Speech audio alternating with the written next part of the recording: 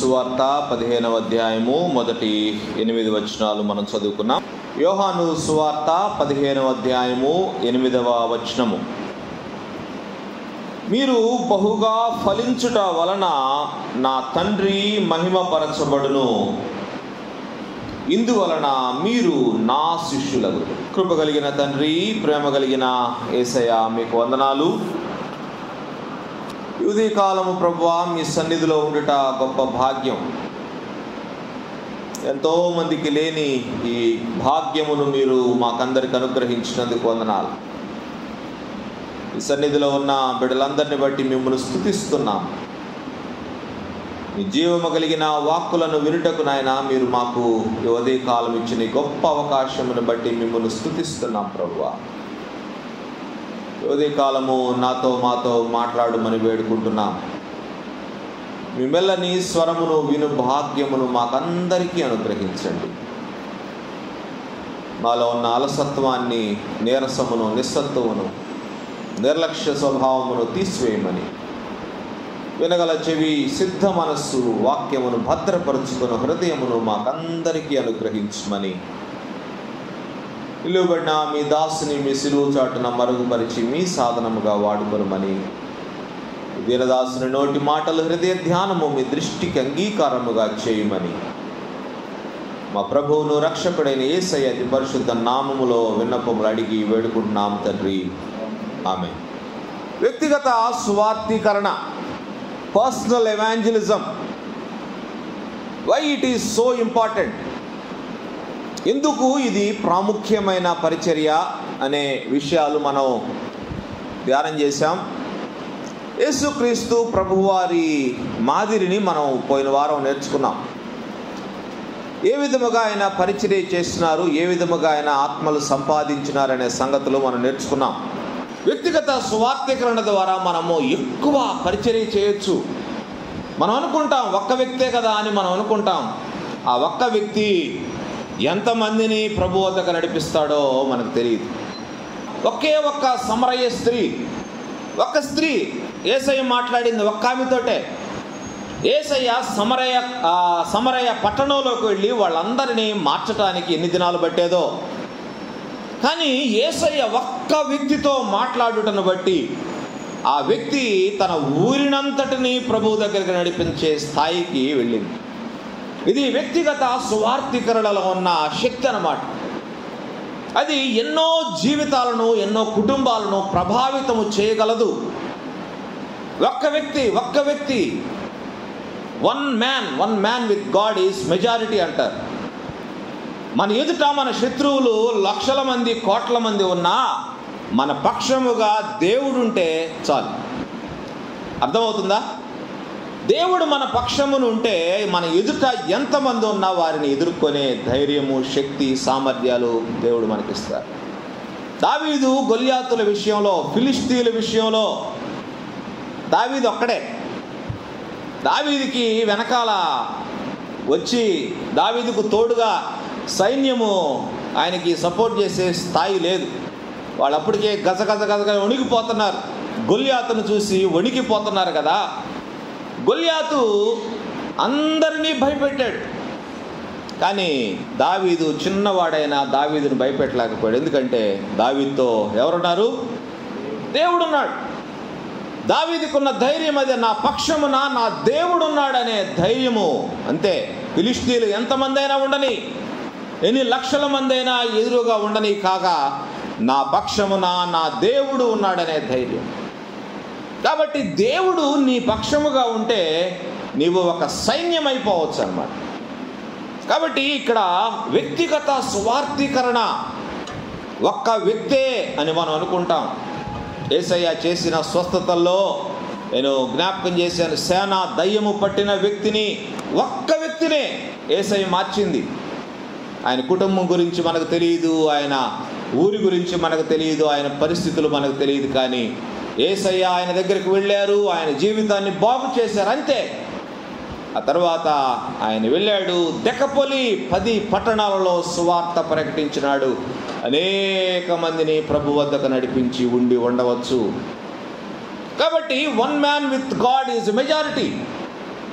దేవుని దేవుని పక్షముగా ఒక్క వ్యక్తి ఉంటే చాలు, దేవునికి మహిమ కలుగుతుంది. ఆ వ్యక్తి ద్వారా ఒక ఆత్మ సంపాదించబడినప్పుడు, ఒక వ్యక్తి సువార్తీకరణ ద్వారా రక్షించబడినప్పుడు పరలోకములో ఎక్కువ సంతోషము, దేవునికి మహిమ కలుగుతుంది.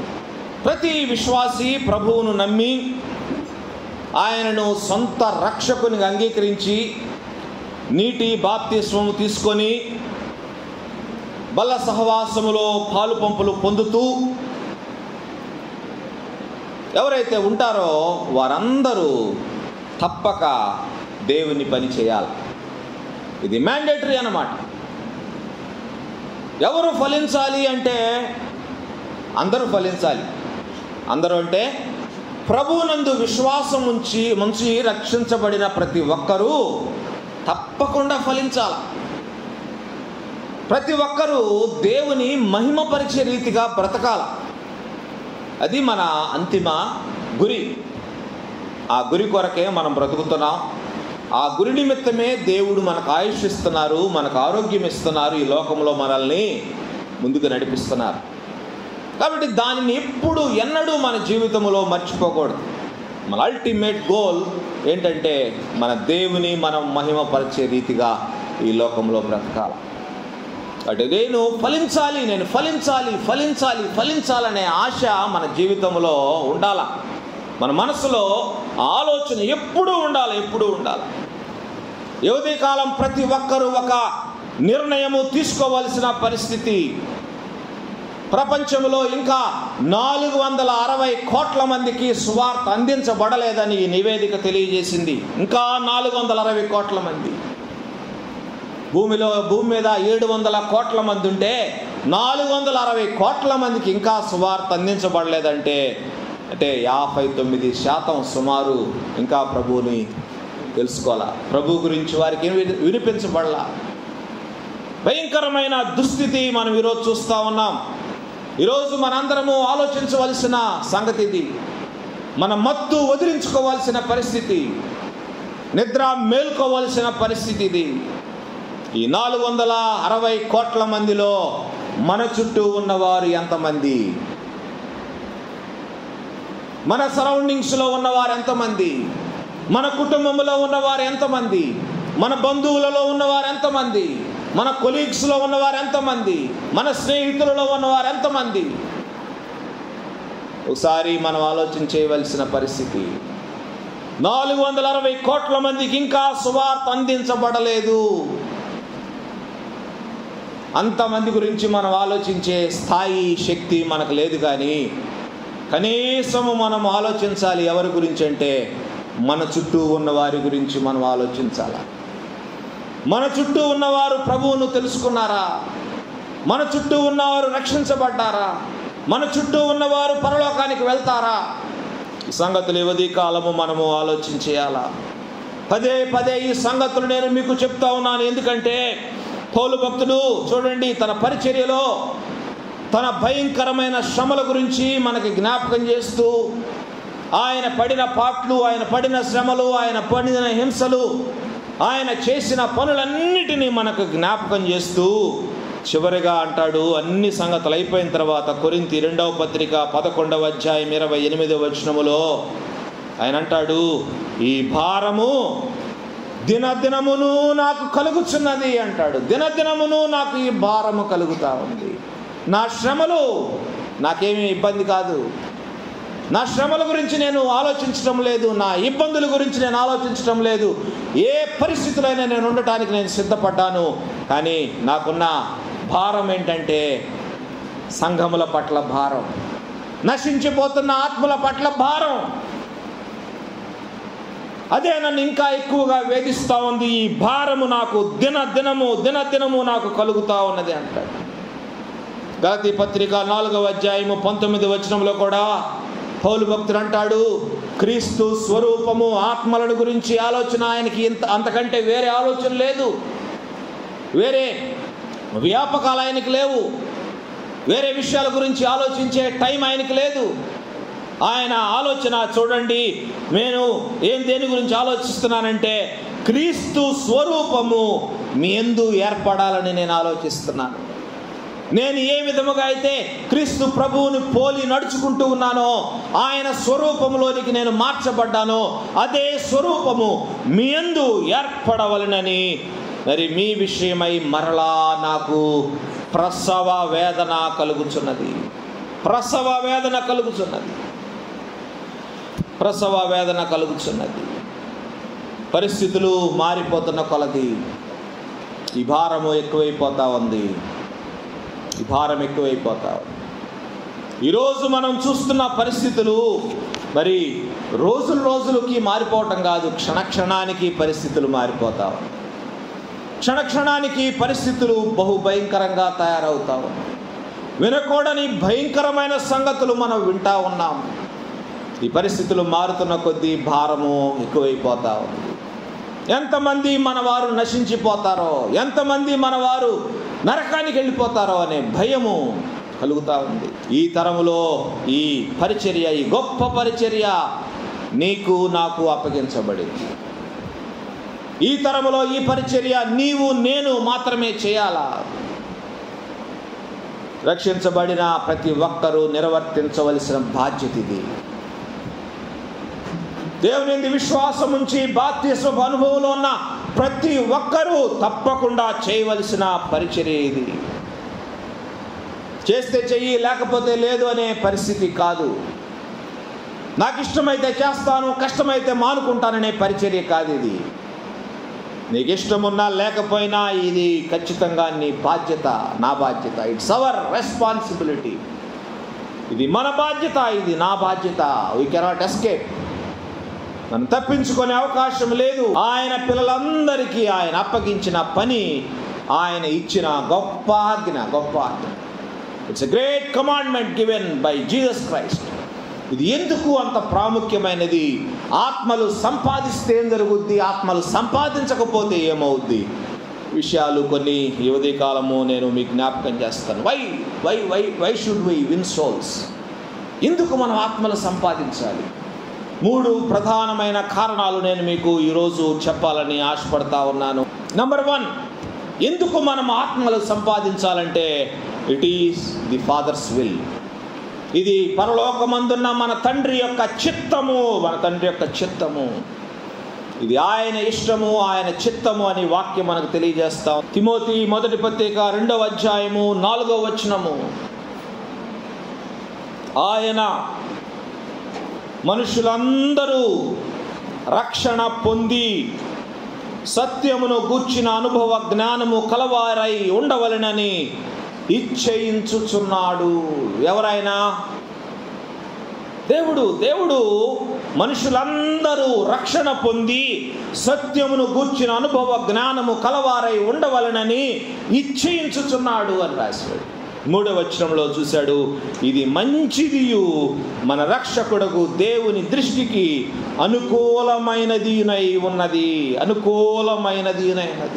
నీవు రక్షించబడటము దేవుని చిత్తము, నీవు ఆత్మలు సంపాదించటము దేవుని చిత్తము. మొదట నీవు రక్షించబడాలా? నీవు రక్షించబడిన నీవు మౌనముగా ఉండకూడదు. నీవు కూడా ఆత్మలు సంపాదించాలా. ఇది తండ్రి యొక్క ఇష్టమంట, తండ్రి యొక్క చిత్తమంట. అందరూ రక్షణ పొందాలనేది తండ్రి యొక్క చిత్తము. అనేక సార్లు మీకు జ్ఞాపకం చేస్తూ ఉంటారు. అపోస్తుల కార్యములు 17వ అధ్యాయము 30వ వచనములో ఆ అజ్ఞాన కాలములను దేవుడు చూచి చూడనట్లుగా ఉండెను. ఇప్పుడైతే అంతటను అందరూ మారు మనస్సు పొందవలనని దేవుడు ఆజ్ఞాపించుచున్నాడు. It's a commandment. We should not neglect this. ఇది దేవుని ఆజ్ఞ. ఆజ్ఞ అతిక్రమమే పాపము. దేవుని ఆజ్ఞను అతిక్రమిస్తే చాలా ప్రమాదం. లోకా 12:47 తన యజమానుని చిత్తము ఎరిగి ఉండియు సిద్ధపడక ఆయన చిత్తము చొప్పున జరిగింపక ఉండు దాసునికి అనేకమైన దెబ్బలు తగులును. దేవుని చిత్తము జరిగించకపోయినా, దేవుని ఆజ్ఞ పాటించకపోయినా, దేవుని ఇష్ట ప్రకారము జీవించకపోయినా ఏంటి నష్టం? నీకు అనేకమైన దెబ్బలు తగులును. దేవుని చిత్త ప్రకారము దేవునికి ఇష్టమైన రీతిలో ఆత్మలు సంపాదిస్తావా, దెబ్బలు కావాలా? Choice is yours.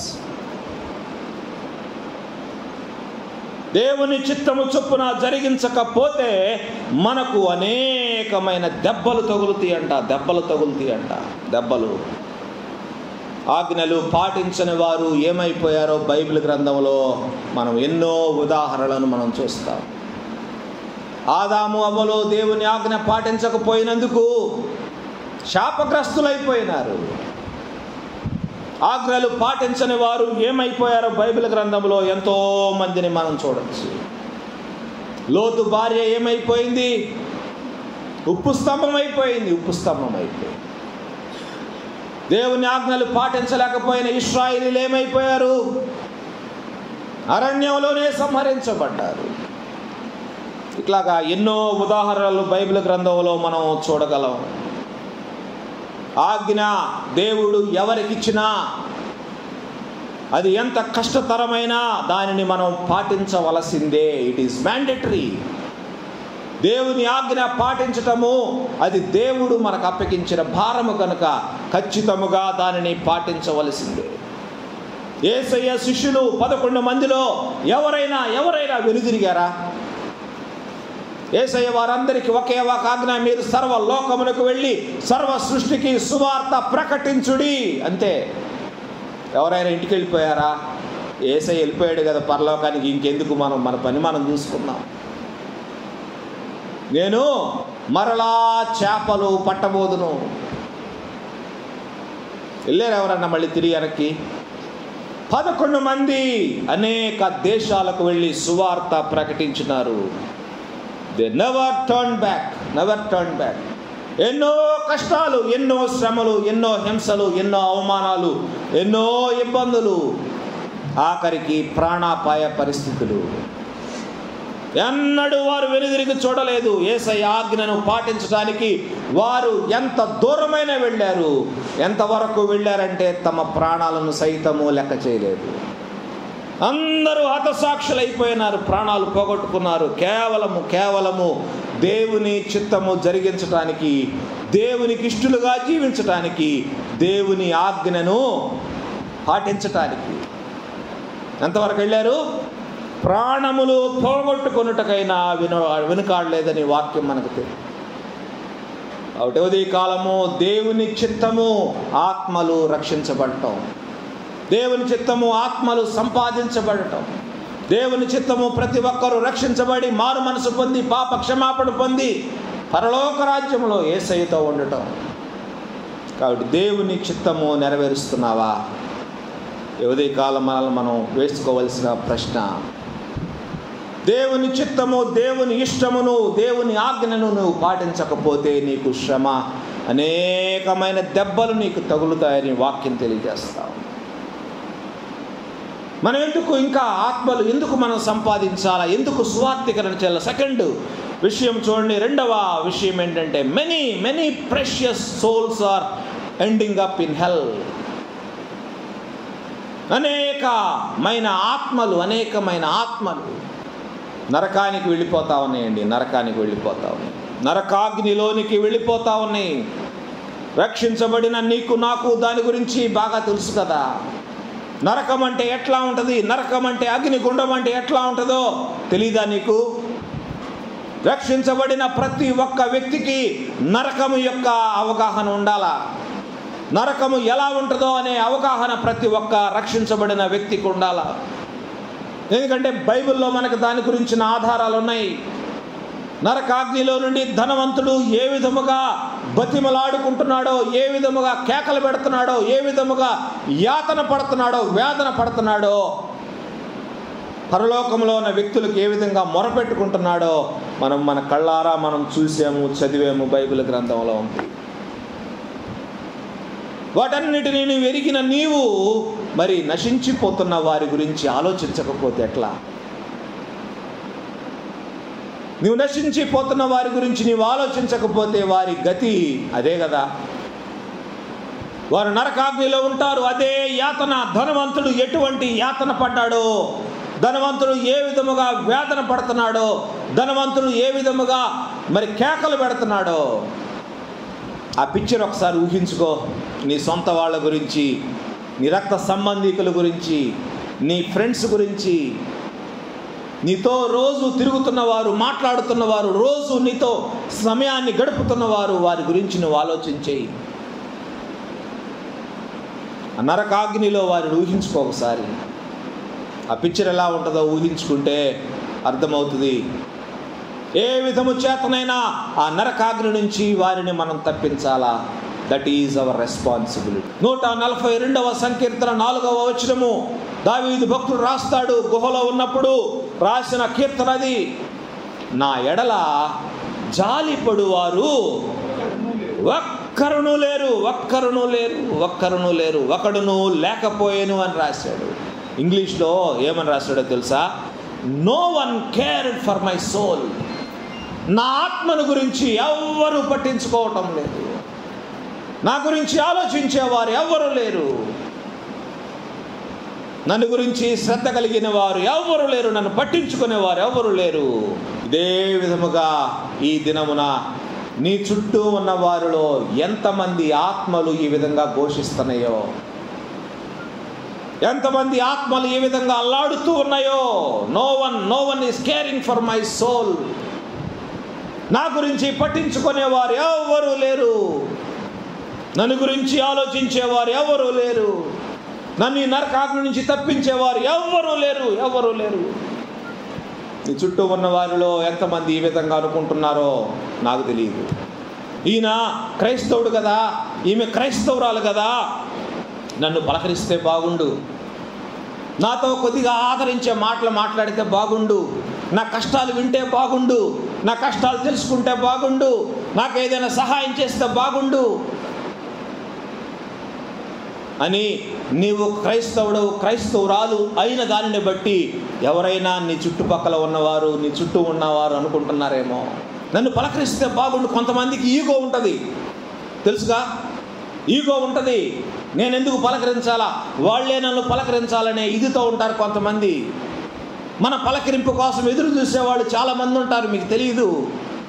మనం అనుకుంటాము వాళ్ళతోటి ఎందుకులే, మనకు అనవసరంగా వాళ్ళకి వదిలించుకోవటం ఎందుకు, సైలెంట్గా మన పని మనం చేసుకొని వెళ్ళిపోదాం, తలంచుకొని మన పని మనం చేసుకొని వెళ్ళిపోదామని మనం చాలాసార్లు అనుకుంటాం. కానీ ఎదుటి వ్యక్తులు ఎదురు చూస్తూ ఉండొచ్చు. ఈమె నాతో మాట్లాడితే బాగుండు, ఈమె జీవితం సంతోషంగా ఉంది, ఆమె హ్యాపీగా వస్తుంది, హ్యాపీగా వెళ్తుంది రోజు, నన్ను పలకరిస్తే బాగుండు, ఒకసారి నన్ను పలకరించి నాతో మాట్లాడితే బాగుండు కదా, నా కష్టాలన్నీ చెప్పుకుంటాను కదా. కొంతమందికి చాలా ఇదనమాట, నా కోసం ప్రార్థన చేయండి అని చెప్పడానికి చాలా కష్టం, చెప్పలేరు ఆ మాట. వాళ్ళకి తెలుసు మన గురించి అన్నీ తెలుసు, కానీ వాళ్ళు ఆ మాట చెప్పడానికి చాలా వెనకాడతారు. ఆ విధంగా ఎవరైనా ఉంటున్నారేమో నీ చుట్టూ, ఒకసారి ఆలోచించేయాలా. Take care of their souls. వారి ఆత్మల గురించి ఆలోచన చేయండి. నీ చుట్టూ ఉంటున్నవారు, నీ చుట్టూ నీతో కలిసి పనిచేస్తున్నవారు, కలిసి చదువుకుంటున్నవారు ఎవరైనా ఈ పరిస్థితిలో ఉన్నారేమో, నీవు పట్టించుకోకపోతే నరకాగ్నికి వెళ్ళిపోతారేమో. జాగ్రత్త. ఇటువంటి పరిస్థితులు మనం ఎదుర్కొంటా ఉంటాం ఖచ్చితంగా. Think of your colleagues, think of your friends, think of your relatives, think of your neighbours. వారి గురించి ఆలోచించేయండి. ఇక మీదట నీవు క్రైస్తవురాలు అని ఎరిగిన వారెవరు కూడా నన్ను పట్టించుకునే వారెవ్వరూ లేరు అని ఎన్నడూ అనుకుందురుగాక. ఆ విధంగా ఎవ్వరు నీ గురించి అనుకోకూడదు. ఈరోజు నుంచి నువ్వు అది ప్రాక్టీస్ చేయాలా. ఎదుటి వారిని పలకరించటం, ఎదుటి వారిని ఆదరించటం, ఎదుటి వారిని ధైర్యపరచటం, ఎదుటి వారికి ఆదరించే మాటలు చెప్పటం, యేసయ్య గురించి చెప్పటం. ఈరోజు నుంచి మీరు మొదలు పెట్టండి. మన చుట్టూ ఎంతోమంది ఉంటున్నారు ఆ విధంగా నశించిపోతున్నవారు, నరకాగ్నికి వెళ్ళిపోతున్నవారు. వారి గురించి ఆలోచించేయండి. ఏ విధంగా వీరిని రక్షించాలని ఆలోచన మొదలు పెట్టండి.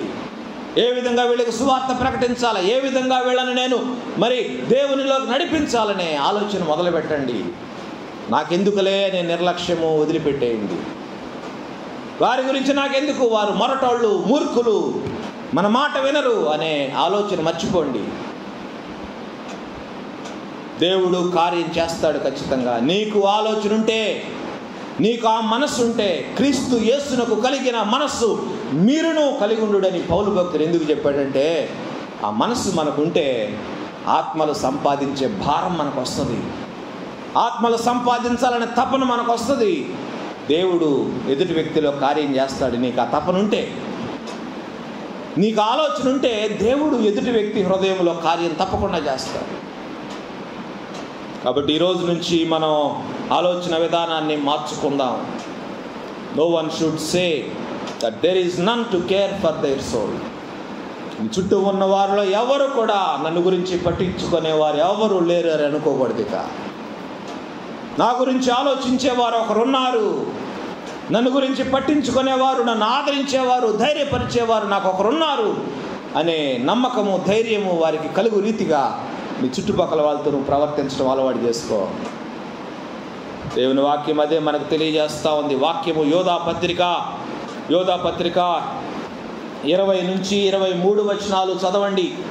యోధా పత్రిక 20 నుంచి 23 వచనాలు. ప్రియులారా, మీరు విశ్వసించు అతి పరిశుద్ధమైన దాని మీద మిమ్మల్ని మీరు కట్టుకొనుచు. ఒక్కొక్క మాటను జాగ్రత్తగా పరిశీలన చేయండి.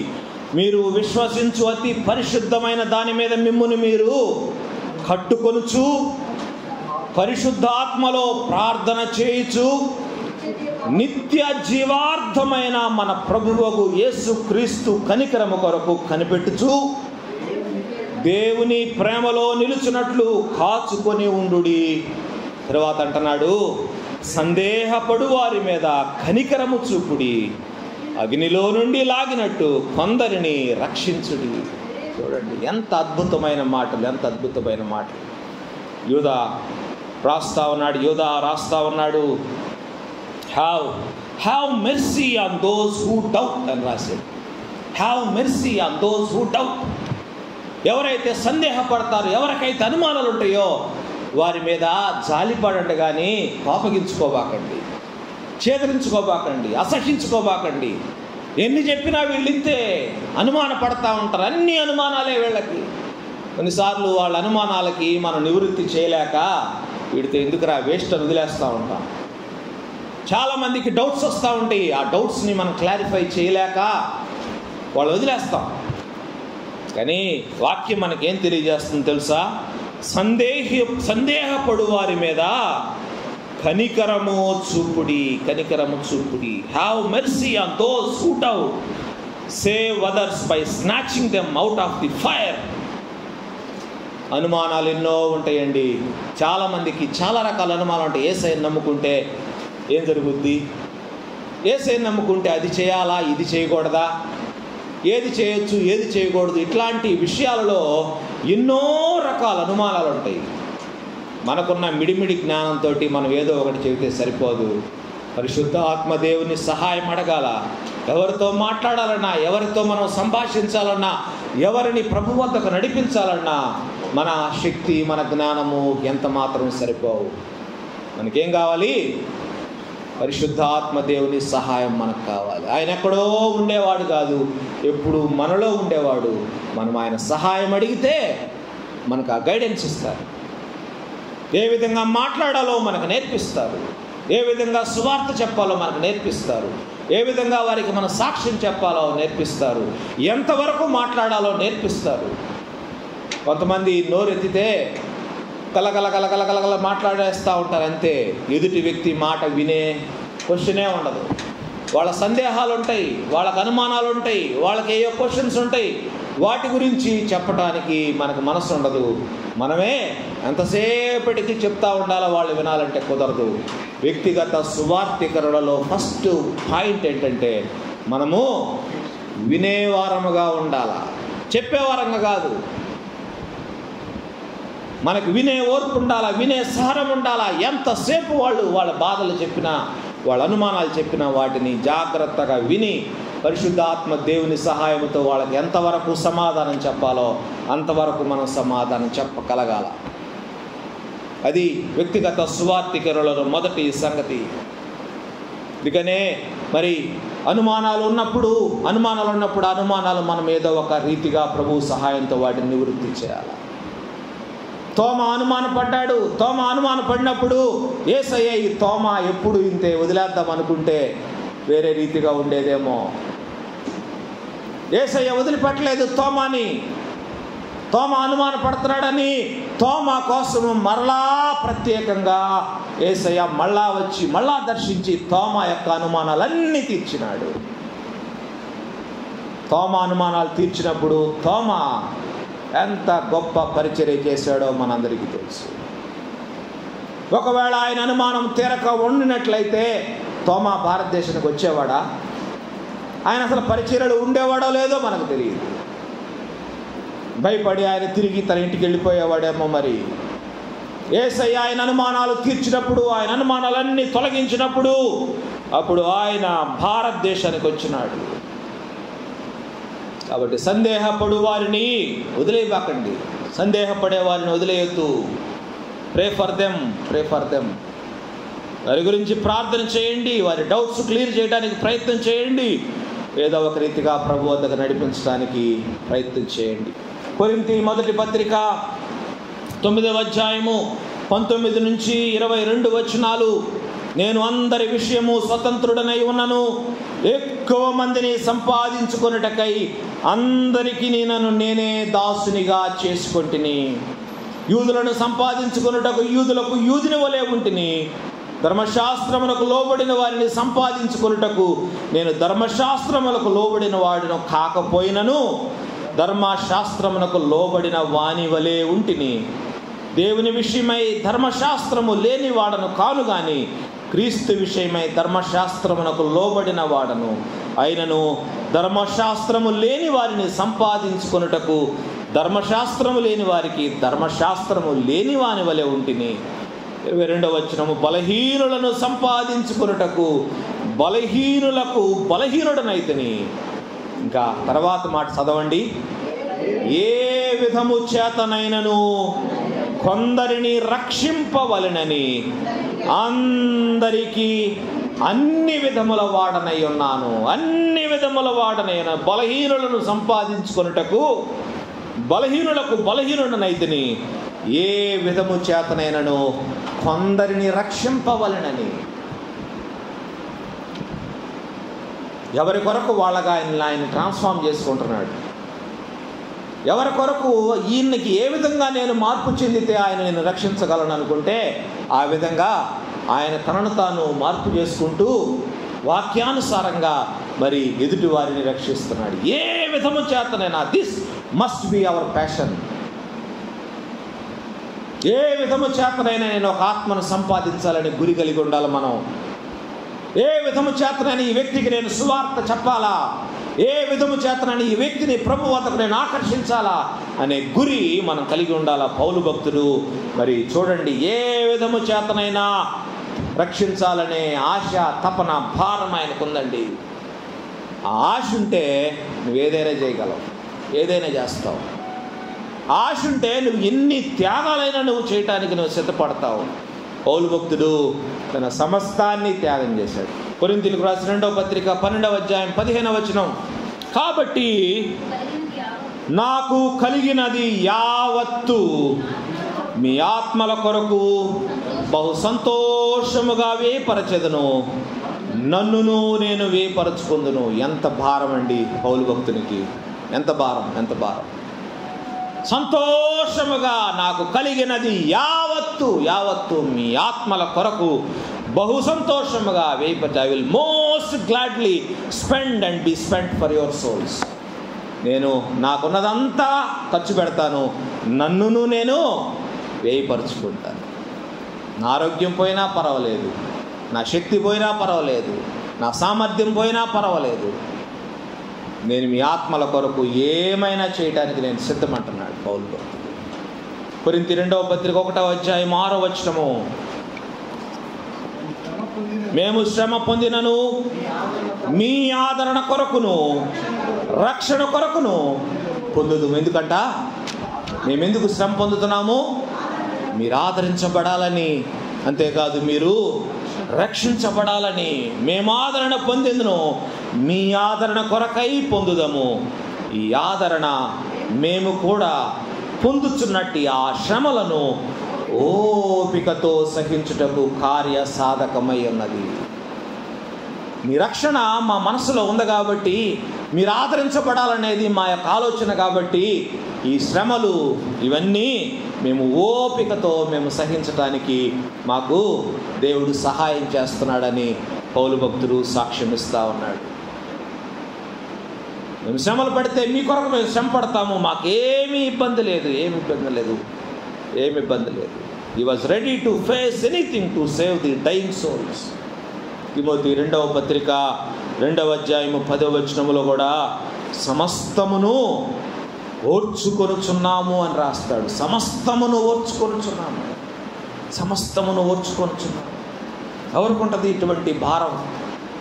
ఇంత భారం ఎవరికి ఉంటుంది? తెస్సలోనిక మొదటి పత్రిక 2వ అధ్యాయం 8వ వచనం ఏముంది అక్కడ? మీరు మాకు బహు ప్రియులై ఉంటిరి కనుక మీ యందు విశేషాపేక్ష కలవారమై దేవుని సువార్తను మాత్రము కాక మా ప్రాణములను కూడా మీకు ఇచ్చుటకు సిద్ధపడి ఉంటిమి. మా ప్రాణములను కూడా ఇవ్వటానికి మేము వెనకాడం. ఎందుకంటే మిమ్మల్ని రక్షించటమే మాకున్న ఏకైక గురి. మీ రక్షణ కొరకు మేము ఆ ప్రాణాలను కూడా అర్పించడానికి మేము సిద్ధముగా ఉన్నాం. ఇటువంటి భారం ఈరోజు మనకు కావాలా? ఇటువంటి భారం మనకు కావాలా? యేసయ్య అంటారు, మన సహోదరుల నిమిత్తము, యోహాను భక్తుడు రాస్తాడు, మన సహోదరుల నిమిత్తము మనము ప్రాణము పెట్ట బద్ధులమై ఉన్నాము. ఎందుకంటే యేసయ్య మన సహోదరుడు మన కొరకు ప్రాణం పెట్టినాడు. ఆ ప్రాణాలను కూడా ఇవ్వటానికి మేము సిద్ధపడ్డాం. కాబట్టి ఈరోజు మనం ఆత్మల పట్ల ఇటువంటి భారాన్ని మనం కలిగి ఉండాలి. చివరిది the trust is committed to us. ఈ భారము, ఈ బాధ్యత మనకు అప్పగించబడినది. ఈ ఆత్మల సంపాదన అనే భారము, బాధ్యత మనకు, నీకు, నాకు అప్పగించబడింది. ఎంత నమ్మకం ఉంటే ఈ పని మనకు అప్పగించబడింది ఆలోచించండి. దేవునికి నమ్మకం ఉండబట్టే కదా మనకి ఈ పని అప్పగించబడింది. చూడండి, కొరింథీ మొదటి పత్రికే 9వ అధ్యాయము 16-17 వచనాలలో పౌలు భక్తుడు రాస్తున్నాడు, నేను సువార్తను ప్రకటించుచున్నను, నాకు అతిశయ కారణము లేదు. సువార్తను ప్రకటించవలసిన భారము నా మీద మోపబడి ఉన్నది. అయ్యో, నేను సువార్తను ప్రకటింపకపోయిన ఎడల నాకు శ్రమ. ఇది నేను ఇష్టపడి చేసిన ఎడల నాకు జీతము దొరుకును. ఇష్టపడకపోయినను గృహ నిర్వాహకత్వము నాకు అప్పగింపబడిన. I am still interested with a stewardship. నాకు ఇష్టం ఉన్నా లేకపోయినా ఈ గృహ నిర్వాహకత్వము నాకు అప్పగించబడినది అంటున్నాడు.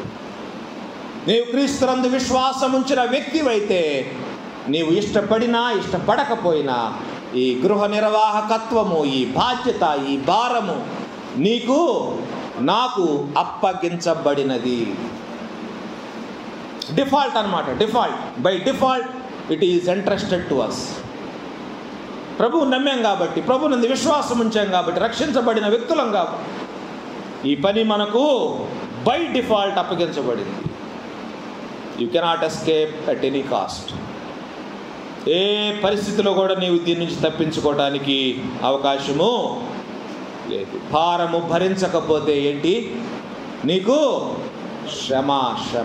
భారము భరించకపోతే నీకు శ్రమ. బాధ్యత వహించకపోతే నీకు శ్రమ.